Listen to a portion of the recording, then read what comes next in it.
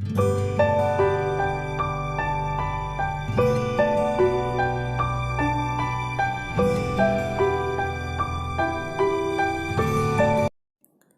continue our chapter number 10. Birds found here are hawks, owls and eagles. Students, प्रेरिस में पाई जाने वाली जो मुख्य चिड़ियाँ हैं वो हैं बाज, उल्लू और ईगल्स, चील. Reptiles that feed on birds' eggs also live here. Reptiles या जो रेंग कर चलने वाले जानवर होते हैं वो भी यहाँ पर पाए जाते हैं. ये जो रेप्टाइल्स होते हैं ये बर्ड्स के एग को खाकर सरवाइव करते हैं. Apart from these animals, insects such as lubber grasshopper, tiger beetle, harvester ant and the tumble bug are found here in abundance. Students, ये सारे एनिमल्स और बर्ड्स के अलावा यहाँ पर कुछ इंसेक्ट्स भी पाए जाते हैं जिनमें से कुछ हैं lubber grasshopper, tiger beetle, harvester ant and the tumble bug. ये सारे जो इंसेक्ट्स हैं ये यहाँ पर बहुत ही अधिक मात्रा में पाए जाते हैं. एब्यूंडेंस का मतलब है अधिक मात्रा में होना.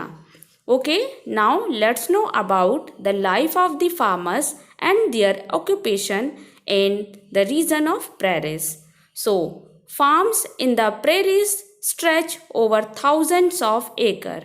Students, prairies में farms 1000 acre के एरिया में फैले हुए हैं. On every farm there are small homesteads in which the farmer's family lives with the workers called cowboys. हर फार्म पर एक होम स्टे होता है जिसमें फार्मर्स अपनी फैमिली के साथ रहते हैं और उसमें खेतों में या फार्म्स में काम करने वाले बॉयज़ जिन्हें हम काउबॉयज़ कहते हैं वो भी रहते हैं. Small sheds are built to keep cattle and farm machineries. Students, छोटे छोटे शेड्स बनाए जाते हैं जिनमें पशु तथा मशीनरीज रखी जाती है. दे यूज़ साइंटिफिक टेक्नोलॉजीज़. ये जो फार्मर होते हैं ये आधुनिक टेक्नोलॉजी या तकनीकों का इस्तेमाल करते हैं फार्मिंग के लिए.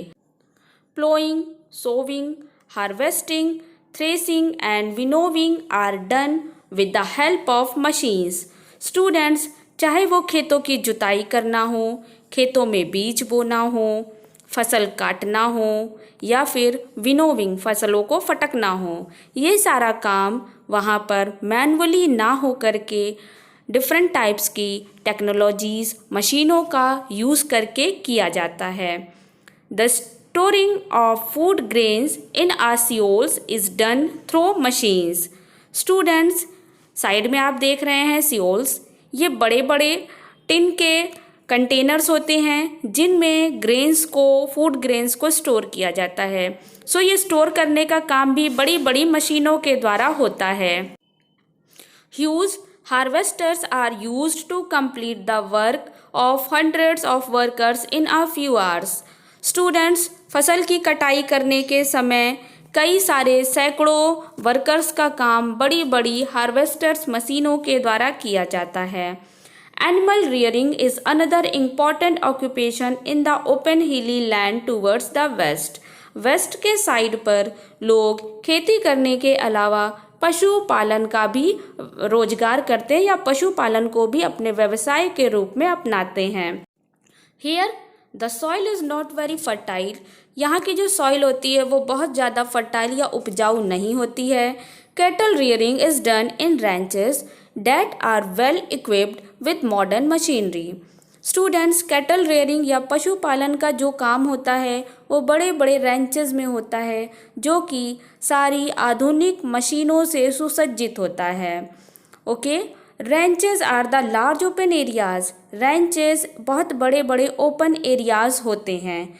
Cattle are mostly reared for meat which is consumed locally और एक्सपोर्टेड टू यूरोप. स्टूडेंट्स, पशुओं का पालन मोस्टली मीट के लिए किया जाता है, जिसका कंज्यूम्ड या जिसको वहाँ के लोकल एरिया में भी लोग कंज्यूम करते या खाते हैं और उसको यूरोप में भी निर्यात किया जाता है। Animals are also reared for milk and milk products. पशुपालन मिल्क और मिल्क प्रोडक्ट्स के लिए भी किया जाता है। Well equipped huge dairy farms are located near the city. सारी वेल इक्विप्ड या सारी सुसज्जित मशीनों से भरे हुए बड़े बड़े डेयरी फार्म्स शहरों के किनारे स्थित हैं। Prairies are rich in minerals like lignite, coal and mineral oil. Prairies में डिफरेंट टाइप्स के मिनरल जैसे कि lignite, coal and mineral oil पाए जाते हैं। Ore crushing and oil refineries are well developed, but the most important industries are those of meat packing and flour mills. Minerals को शुद्ध करने की तथा तेल शुद्ध करने की यहाँ पर वेल डेवलप्ड इंडस्ट्रीज़ हैं, लेकिन जो सबसे मुख्यतः यहाँ पर इंडस्ट्रीज़ हैं वो हैं मीट पैकिंग करने वाली and flour mills. Okay students, so with this this chapter has end. Now let's do the exercises of this chapter. Let's start with test yourself, match the column. The first one is prairies, so you have to mark this with temperate zone, option number C. Second number is ranches, option D, cattle rearing. Third is Mississippi, option E, river. Fourth is bison, option B, prairie animal, and the fifth one is tiger beetle, that is option number A, prairie insect. Now multiple choice question. Most of the grasslands of the world are found in the temperate zone. Second, grasslands cover more than 1/5 part of the earth's land surface. Third one is name the two rivers that flow through the prairies. So this is Mississippi and Missouri. And the last one is very few trees are found in the prairies because of the unsuitable climate. Option number C. Okay students, do these exercises properly in your book. Okay.